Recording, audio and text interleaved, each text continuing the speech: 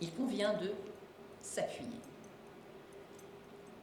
Les bâtonniers, femmes et hommes de terrain, ne comprennent toujours pas pourquoi les frais de déplacement occasionnés lorsqu'ils se rendent dans les commissariats ou dans les gendarmeries ne sont pas pris en compte.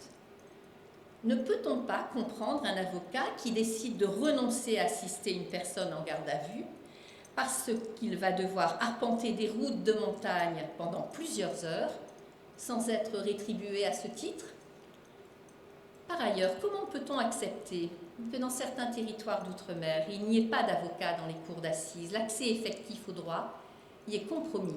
Par exemple, à Wallis et Futuna, les accusés sont défendus par des citoyens défenseurs, faute de dotation.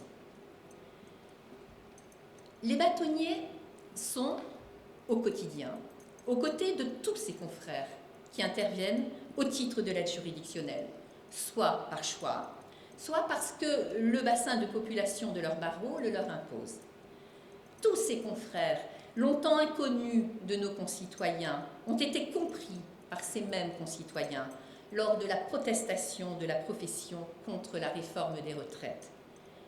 Mais les bâtonniers de petite, de moyenne ou de grande taille sont quotidiennement aux côtés de tous leurs confrères, quel que soit leur domaine d'activité. Et je souhaite publiquement les remercier pour leur engagement sans faille, pour leur courage, pour leur détermination et pour leur excellente gestion des difficultés qu'ils ont pu rencontrer et qu'ils rencontrent encore aujourd'hui dans cette crise sans précédent. Merci.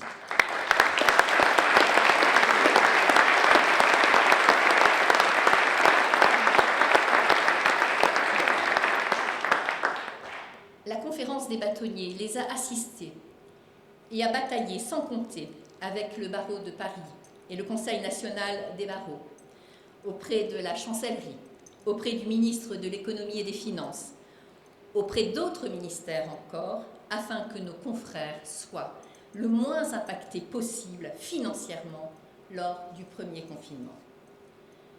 Durant cette période, les bâtonniers ont vécu un véritable parcours du combattant.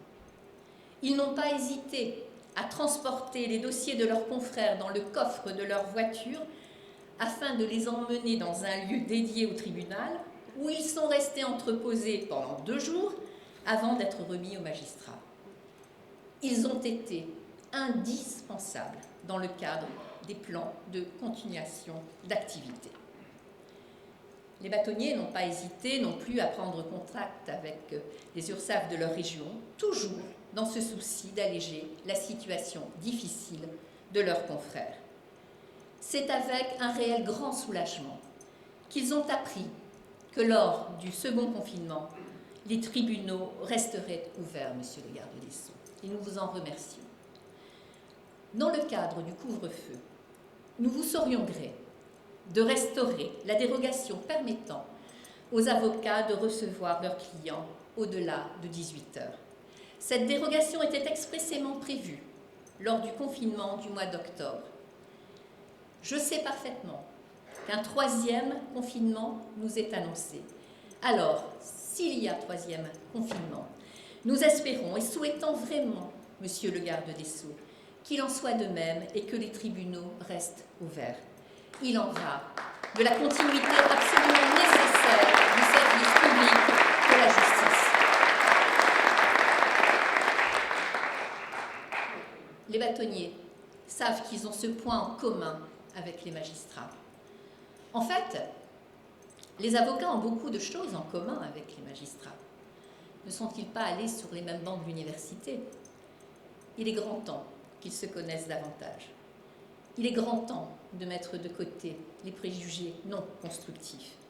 Il est grand temps d'apprendre à connaître les contraintes de l'autre parce que nous avançons dans la même direction et parce que nous sommes soumis aux mêmes réformes. Nous l'indiquions dans le communiqué commun que nous avons signé le 6 mai de l'année dernière avec Monsieur le Président de la Conférence nationale des premiers présidents, Xavier Ronsin, Madame la Présidente de la Conférence nationale des présidents des tribunaux judiciaires, Madame Joëlle Mounier, ainsi qu'avec monsieur le bâtonnier de Paris, Olivier Cousy. Voici ce que nous indiquions. Nous aurons à reconstruire ensemble la justice, notre justice, dans un esprit commun de bâtisseurs. Les missions de nos deux professions sont aussi dénuées de sens les unes sans les autres, les unes contre les autres.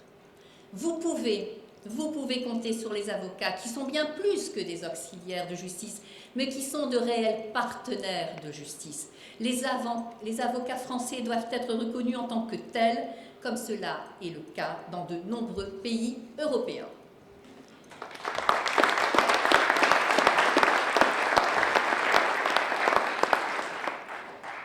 Les bâtonniers, partenaires de justice de terrain, rencontrent de plus en plus fréquemment dans leur barreau des confrères qui se sentent assommés par le déferlement des réformes depuis des années.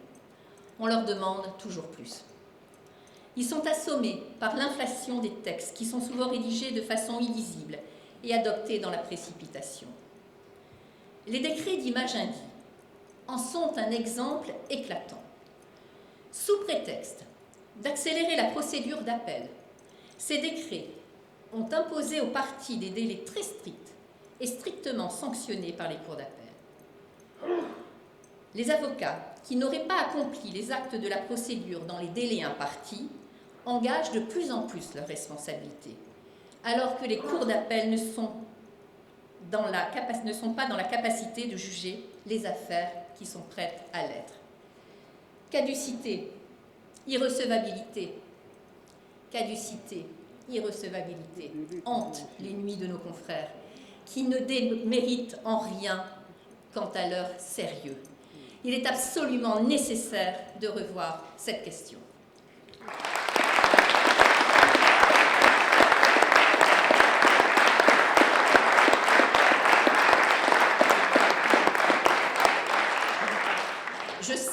Je sais, monsieur le garde des Sceaux, que vous n'y êtes pas insensible.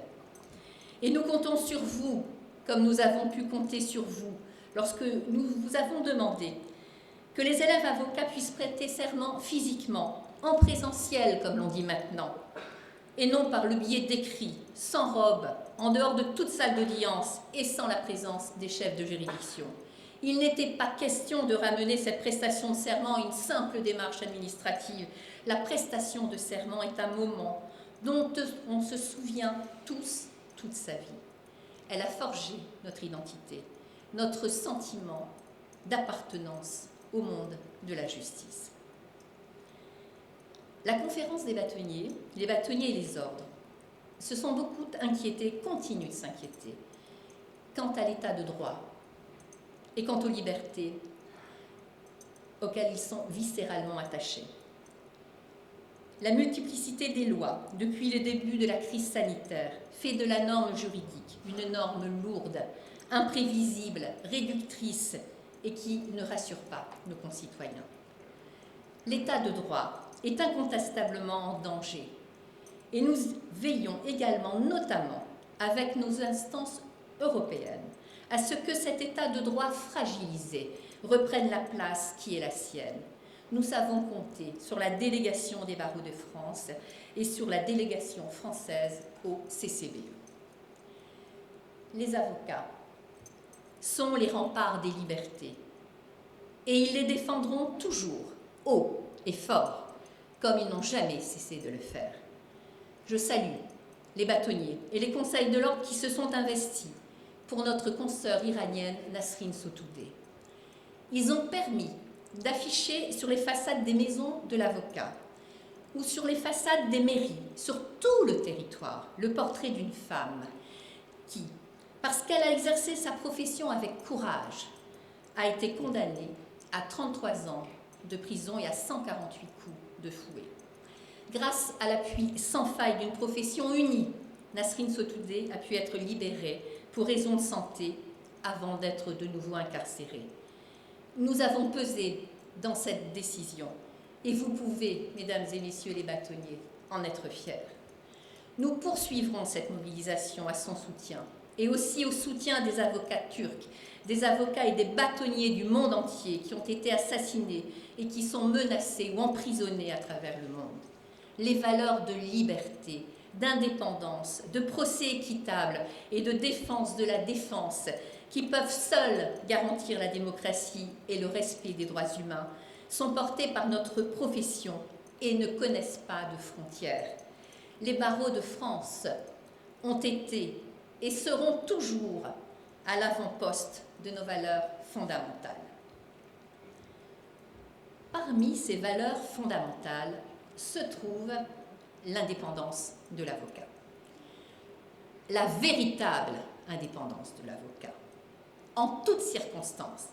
Parce que oui, nous sommes épris d'indépendance.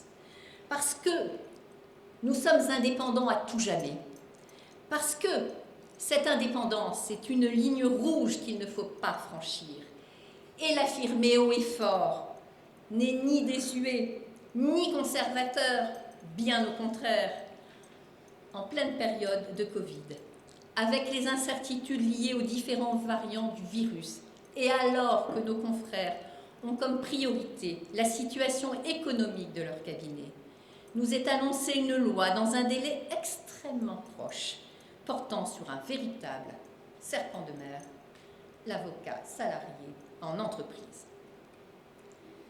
L'avocat salarié en entreprise est étudié depuis plus de 20 ans et a donné lieu à moult rapports. Le projet de loi qui nous a été transmis nous est présenté comme le sauveur à jamais des difficultés économiques d'une profession mal en point.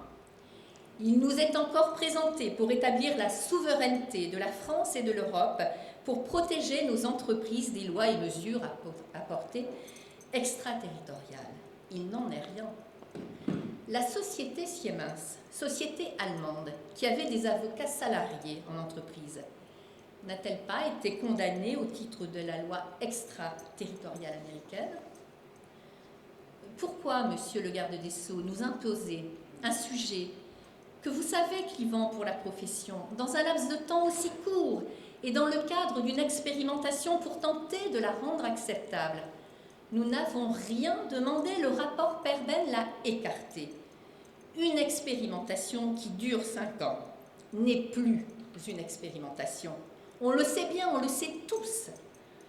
On sait aussi que l'on ne peut expérimenter un nouveau mode d'exercice. La conférence des bâtonniers s'est toujours opposée, en connaissance de cause, à l'avocat salarié en entreprise. Elle n'a jamais été opposée néanmoins à examiner les textes qui lui sont soumis. Elle a examiné ce texte. Elle l'a fait. Je sais, monsieur le garde des Sceaux, que vous êtes attaché au principe du contradictoire, tout comme moi.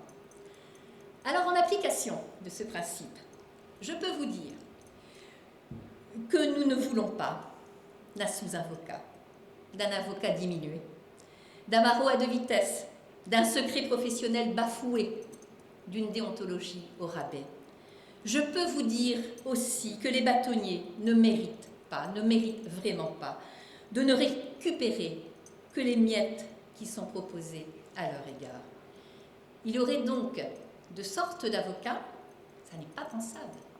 Il y aurait un avocat salarié non soumis aux obligations de vigilance et de déclaration en matière de lutte contre le blanchiment et